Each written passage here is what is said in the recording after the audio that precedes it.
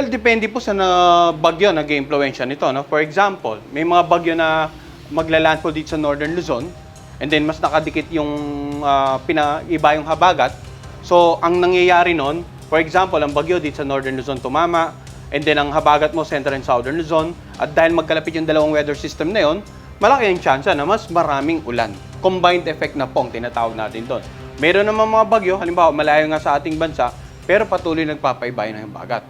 Nevertheless, regardless of kung gaano karami man or konti, basta may bagyo pong nagpapaibay ng habagat, dapat antabayanan natin lagi yung weather advisory at kasabay na rin po nun yung paghahanda para sa mga posibilidad ng mga pagbaha sa low-lying areas at pagguho naman ng lupa sa mga areas na malapit sa paanan ng bundok.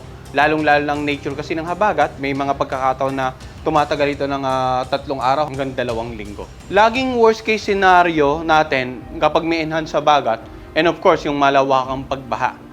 Pag nagkaroon ng malawakang pagbaha, malawakang pag-ulan, may tendency na tumaas yung mga tubig ng ating mga waterways, umapaw yung mga ilog. So, initially, maapektuhan yung mga komunidad na naninirahan malapit sa mga gilid ng ilog.